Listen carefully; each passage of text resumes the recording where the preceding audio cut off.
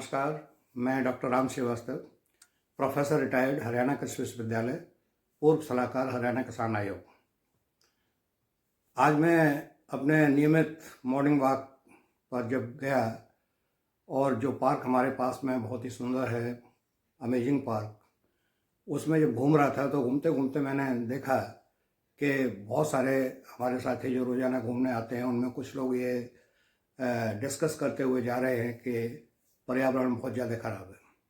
वास्तव में ये एक ऐसी समस्या है जो कि अब महसूस की जा रही है हर स्तर पर, और ख़ासकर जो बड़े शहर हैं उनके आसपास और बड़े शहरों के अंदर ये समस्या लोग हर कोई महसूस कर रहे हैं।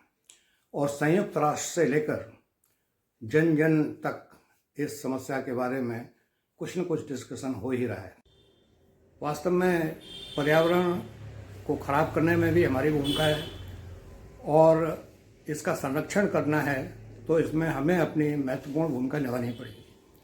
हम सरकार के ऊपर डिपेंड नहीं रह सकते। सरकार चाहे कितना ही बड़ा प्रोजेक्ट लेके आ जाए, लेकिन उसकी सफलता तभी होगी जब जन भागीदारी उसमें बढ़ेगी। अब देखिए, कुछ ही साल पहले तक जहाँ ये पार्क है उस जगह बहुत ही गंदगी हुआ करती थी, और उस गंदगी के कारण बहुत सारे बैक्टीरिया वायरस पैदा होते होंगे और तरह तरह के इंजूरियस गैसेस निकलती होंगी, जिनके कारण बीमारियां फैल सकती थीं या फैली भी होंगी। तो उस जगह को एक अच्छे पार्क के रूप में परिवर्तित करने के लिए एक सोच किसी के अंदर डेवलप हुई होगी सबसे पहले। तो जिसने सबसे पहले ये सोचा होगा वो निश्चित ही एक बहुत ही ज्ञानवान, धैर्यवान और दूरदर्शी व्यक्ति होगा। मेरी अभी तक उनसे मुलाकात नहीं हुई है, हालांकि कुछ लोगों ने बताया कि अमुक व्यक्ति हैं, लेकिन जब तक मैं उनसे ना मिल लूँ तब तक उनका यह नाम लेना ठीक नहीं है। और जब उन्होंने ये सोचा होगा तो शुरू में जब एफर्ट्स किए होंगे उनके साथ भी कोई नहीं आया होगा, लेकिन धीरे धीरे उनसे लोग जुड़े होंगे, और जुड़ने के बाद उस गंदगी को ख़त्म करके और एक सुंदर पार्क का रूप दे देना, ये बहुत बड़ी उपलब्धि है।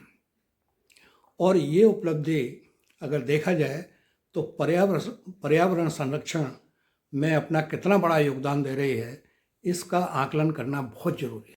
मैं आज सुबह पार्क में बैठा, जनरली मैं घूमता हूँ तो बैठता नहीं हूँ, लेकिन मैं बैठा क्योंकि मेरे मन में ये विचार बहुत ही दबाव दे रहा था कि कम से कम उन लोगों को तो हम मन ही मन धन्यवाद दें जिन लोगों ने ये इनिशिएटिव लिया और एक गंदी जगह को एक सुंदर जगह में परिवर्तित किया, और जिसके कारण पर्यावरण संरक्षण में कितना बड़ा योगदान हो रहा है, ये सोचने की आवश्यकता है।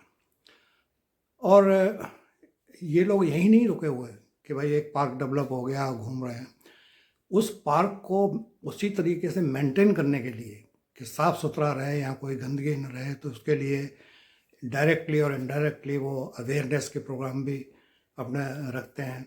लोगों को ज़्यादा से ज़्यादा जोड़ने की कोशिश भी शायद वो करते ही होंगे, और एक ऐसी चीज़ वहाँ डेवलप हो रही है जो कि सिर्फ गंदगी और गंदी गैसेस से रिलेटेड नहीं रह गई है। इससे भी और आगे एक अच्छा वातावरण, एक वातावरण में अच्छे वेव्स पैदा करने के लिए वहाँ जो लोग इकट्ठे होते हैं, हंसते हैं, दौड़ते हैं, उनको देखकर लगता है कि ये पर्यावरण संरक्षण में वो लोग भी अपना बहुत बड़ा योगदान दे रहे हैं। क्योंकि जब सकारात्मक वातावरण बन जाता है तो सोच भी बड़ी सकारात्मक हो जाती है, और सकारात्मक सोच से ही बहुत सारी चीज़ें निकलती हैं और उसमें समाज का एक निर्माण होता है।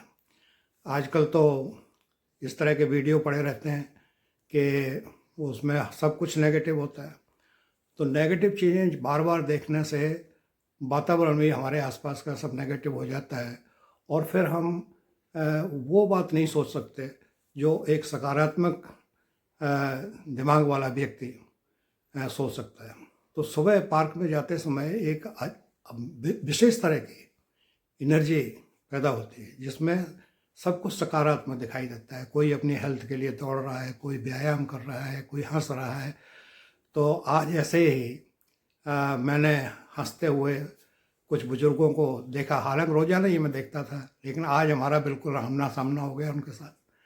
जब आमना सामना हो गया तो फिर छोटा सा वीडियो क्लिप भी हमने लिया उनका, और वो लोग भी मुझे लगा कि कितने अंदर से खुश हैं, और खुश होने की वजह से ही वो सुबह सुबह दूसरों को ये संदेश दे रहे होते हैं कि आप भी खुश रहिए और खुश होकर अपने अंदर एक अच्छी सकारात्मक एनर्जी पैदा करिए।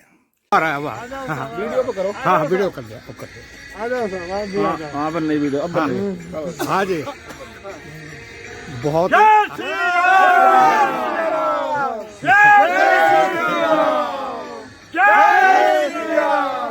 आप बताओ, आप लोगों के पास बुढ़ापा आ ही नहीं सकता। बुढ़ापा नहीं आएगा, और आज जो भी इस वीडियो को देखेगा वो भी सोचेगा कि हम भी हम भी यंग रहें। हाँ ये ऐसे हाँ, बहुत बढ़िया, बहुत ही बढ़िया, आनंद आ गया भाई। जय श्री राम। कितने लोग घूमते हैं सुबह सुबह।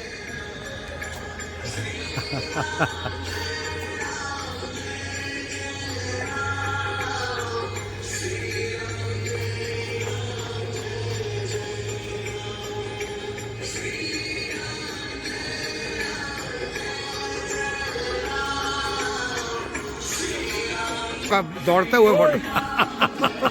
आइए आइए,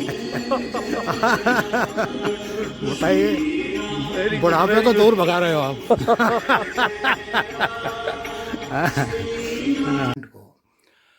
और मुझे वैसे पता लगा कि यहाँ मैनेजमेंट में सभी लोग कंट्रीब्यूट करते हैं, कहीं कोई सरकारी मदद नहीं आती है। कुछ लोग कंट्रीब्यूट करते हैं और फिर उस कंट्रीब्यूशन को बहुत अच्छी तरीके से प्रयोग करते हैं। पूरे पार्क में जब मैंने देखा कि पौधे विभिन्न तरह के, बहुत ही ज़बरदस्त बायोडाइवर्सिटी पौधों की, तो उससे भी तरह तरह की हमें शिक्षा भी मिलती है। वहाँ से तरह तरह के जब पौधे देखते हैं तो हमारे मन में अच्छी भावनाएं, अच्छी एनर्जी जनरेट होती है। तो ये एक अच्छी बात है जो कि एजुकेशन के पॉइंट ऑफ व्यू से भी और वातावरण के शुद्धिकरण के पॉइंट ऑफ व्यू से भी बहुत अच्छा है। उसमें अच्छा लेआउट करके उन्होंने इन पौधों को लगाया हुआ है। लेकिन जब पौधे लगाते हैं तो उनके नीचे पत्तियां भी गिरती हैं। पत्तियां गिरती हैं तो फिर वो गंदगी होती है। अब जितना बड़ा पार्क उतने ही ज़्यादा पौधे और फिर उतनी ही ज़्यादा पत्तियां गिरेंगे तो वो गंदगी भी होगी। उस गंदगी से निपटने के लिए क्या किया जाए? एक तो तरीका ये है कि पत्तियों को इकट्ठा करो, जला दो। जलने में तो देर लगती नहीं है, लेकिन फिर उसका क्या फ़ायदा हुआ? वातावरण का खराब, तो वातावरण खराब होगा। तो उन पत्तियों से अच्छी खाद बनाई जा सकती है। ये सोचकर उन लोगों ने एक मशीन प्राप्त की है, वो शायद डोनेशन में ही दी गई है, किसी ने उनको गिफ्ट की है, भेंट की है। वो मशीन पत्तों को, सूखे पत्तों को छोटे छोटे टुकड़ों में, बहुत छोटे छोटे टुकड़ों में काट देती है, और फिर उसको आप कहीं भी गड्ढे में डाल दीजिए, थोड़े दिनों बाद वो खाद में परिवर्तित हो जाएगी। और खाद बनाने के अलग अलग तरीके हैं, अच्छी किस्म की खाद बनाई जा सकती है उनसे। तो ये बहुत बड़ा काम है। इसमें पर्यावरण भी ख़राब नहीं होगा जलाने से, और दूसरा उससे जो खाद बनेगी वो हाई क्वालिटी की खाद होगी, तो वो पौधों के काम आएगी। दम का पौधा है, और धीरे धीरे तो वो पत्तियाँ कितनी शेड कर रहा है, ज़मीन पर गिर रही हैं।